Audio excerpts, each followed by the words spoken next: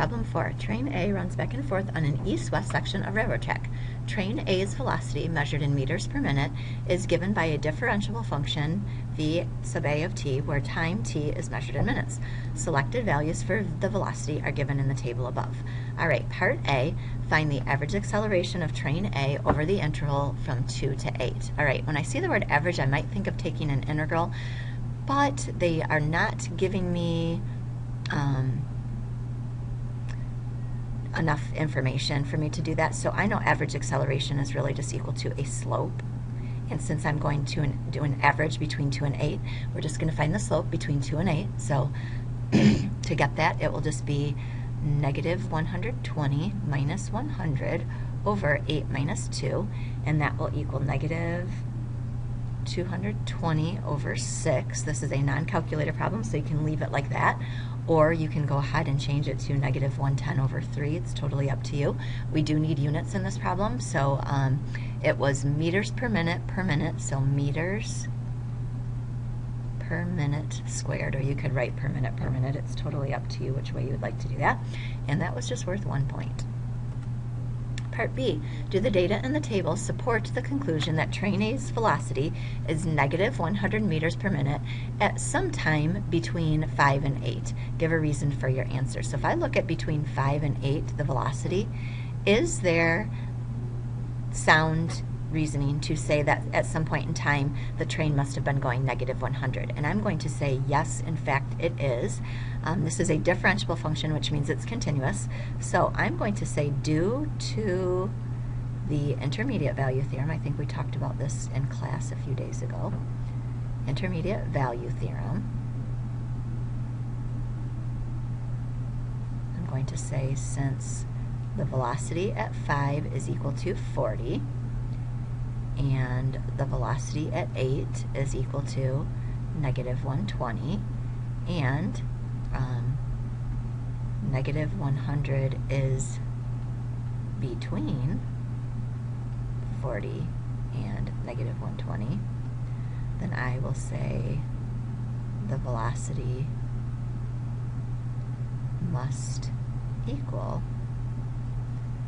negative 100 sometime in the interval from 5 to 8. Okay, so something like that. You don't have to have exactly what I have, but definitely you should mention the intermediate value theorem when you do that problem. This one will be worth 2 points. Somehow you need to say that the velocity of negative 100 is between 40 and negative 120, so make sure you said that, and then you must have mentioned the intermediate value theorem, so you'll get 2 points for doing that. Okay, part C. At time t equals 2, the train A's position is 300 meters east of the origin station, and the train is moving to the east. Write an expression involving an integral that gives the position of train A in meters from the origin station at time t equals 12. Use a trapezoidal sum with 3 subintervals indicated by the table to approximate the position of the train at time t equals 12. Well, normally we would just use this whole table, but since we only know what's happening at time t equals 2, we don't know what's happening before that. I'm not going to use the first value in my table, so I'm actually going to be finding, if I want to get position, to get from velocity to position, we want to take the integral, but instead of going from 0 to 12, I'm going to go from 2 to 12, since we don't know what's happening before time equals 2. We're just not going to disregard it. It did say to use a trapezoidal sum with 3 intervals, so this is going to be interval 1, interval 2, and interval 3. And since they're not going by equal amounts, this would be of the velocity. Since they're not going by equal amounts, what we are going to have to do is just do trapezoids separately. If you recall, the area of a trapezoid is 1/2 height times the sum of the bases, so that's exactly what we're going to do, 1/2. The height of the first one, the difference between 2 and 5 is 3, and then the sum of the bases would be 100 plus 40, and then plus 1/2. The second one, between 5 and 8, is 3 again, and the sum of the bases 40 plus negative 120, and then plus 1/2 times the distance between 8 and 12 is 4, and then the sum of the bases once again.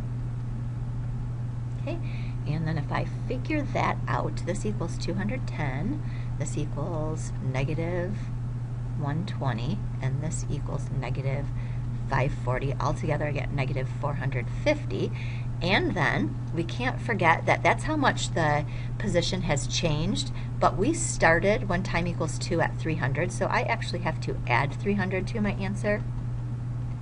And so the train is at negative 150 meters to do that. And I could say, I don't know that I need to say this, use a trapezoidal sum.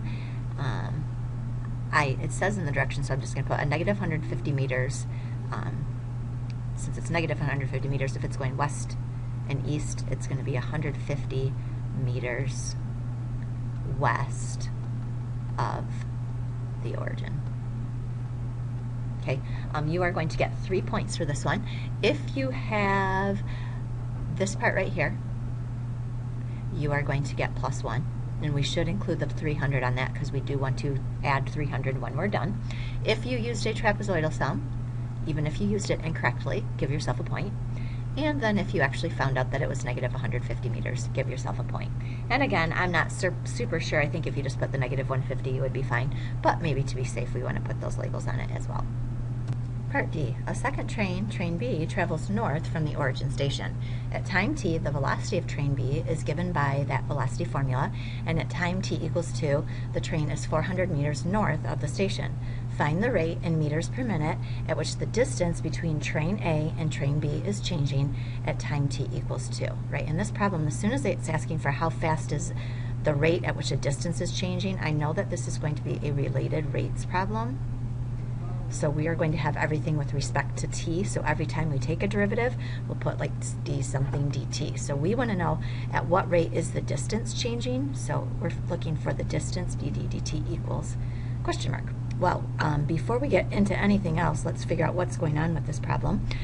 We've got, first of all, train A was said it was traveling east to west, and I believe it said at time t equals 2, the train was 300 meters east of the station. So if this is the origin station right here, train A is 300 meters east, and I'm just going to put A equals 300. Okay, and then it says train B is traveling to the north. So here's train B. We're traveling to the north, and it said at time t equals 2, it is 400 meters north, and it did say at time equals 2, so we'll put that in. And now I'm wanting to know how fast the distance between them is changing. So if train B is here and train A is here, we want to know this is the distance, this is d. We want to know how fast is that changing. And I notice if I look at this problem that I have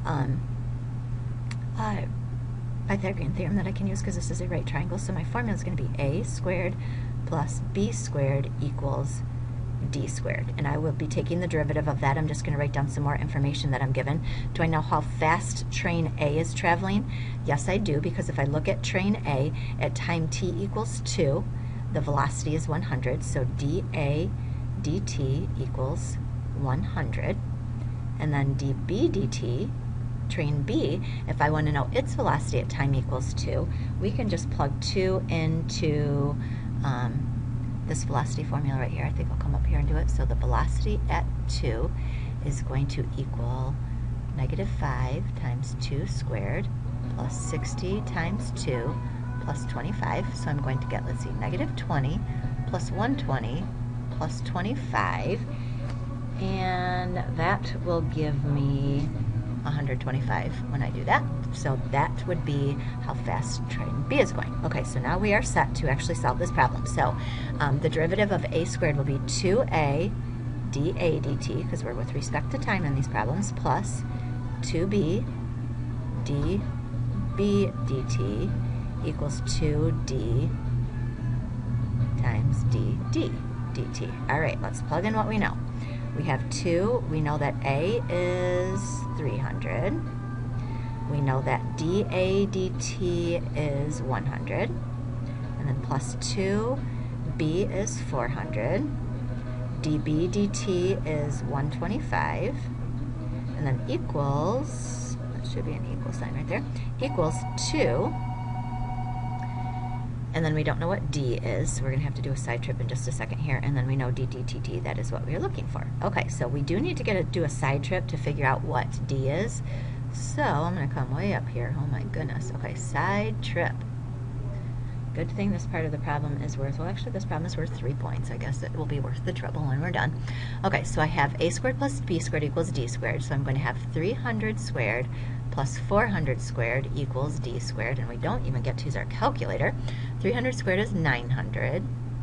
90000. Holy cow.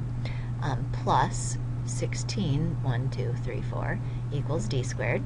90,000 plus excuse me, 160,000 will be 250,000 equals d squared. And if I square root that, we will get 500, I do believe.